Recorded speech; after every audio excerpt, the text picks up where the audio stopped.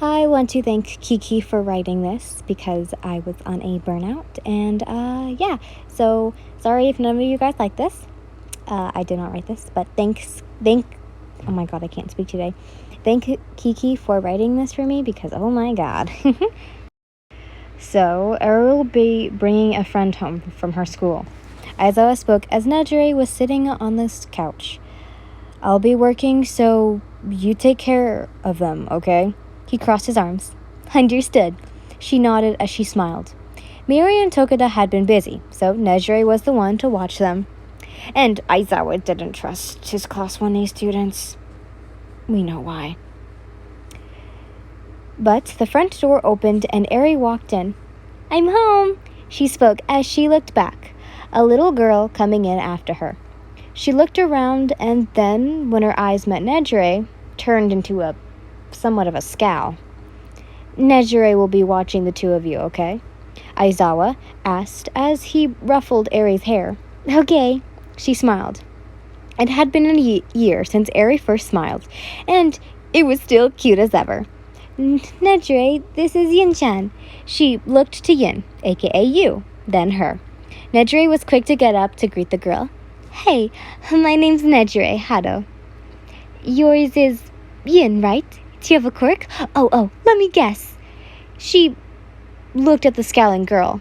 She kind of reminded her of that Bakugo kid. You probably have I don't care about my quirk. It sucks anyways. She huffed as she walked over to Eri. Let's go. Remember, we have that stupid test this week. The two of them then walked to Eri's room. Nejire, no matter what, she tried to talk with Yin, but she was opposite to Eri, a sweet apple and a sour apple. She mostly had to smile, and you were a frown. She was talkative, and you were quiet.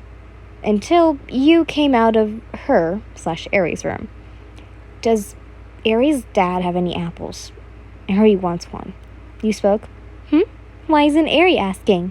Nejire asked as she walked over to the fridge. She's studying. What else? You tilted your head. Damn, a 7-year-old beefing with a 20-year-old? Her hands were crossed until Eri popped her head out. Wait, I thought you wanted an apple. Eri walked up as the little Yin blushed. No, I didn't. You huffed, looking down at the floor. Maybe.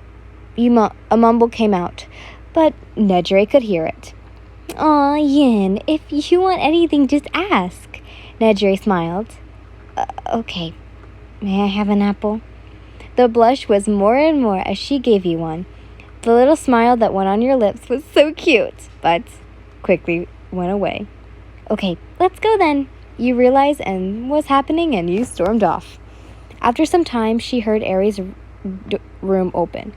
She had found out that you had been staying the night, and she knew this, but Aizawa had been called this night.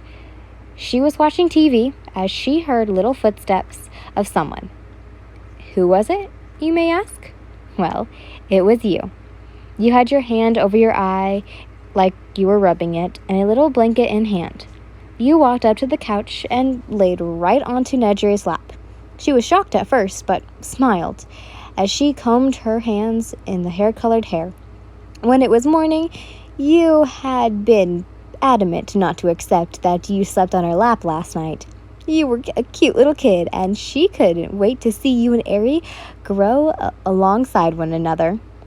Time skip. So, are you going to UA? Asked Eri as she placed her hands on the back of her chair. Yeah, so. You tilted your head. Do you? You asked with a smile. No, I really don't. I don't think I could handle it. She daydreamed. Besides, I would probably be in the nurse's office helping. She smiled. Why are you going? She asked, putting her head on your desk. To prove I'm strong? You didn't look angry nor sad. It was plain. Or is it because of Miss Nejire? She asked, smiling, a blush growing on your face. Nejire for a while had been working at UA with class 1-3, but 3A, sorry. But who cares? She's still a teacher. You'll see her. Oh, wait, what are you talking about? What? Hell no. Miss Lynn, language. The teacher spat as you had spoken. You poured... What? You poured... Oh, you put your head down on the table. No, I just want to prove that even a weak quirk can be a hero. Like Deku. You smiled as you remember everything he did. Let's go together then, to make Mr. Deku proud. Eri smiled. Once you were at UA, you went to one teacher and one teacher only. Hello, Miss Nejire. You stopped right in front of her. Who are you again? She asked. You could tell it was teasing. Kota, no. Hito, Takata?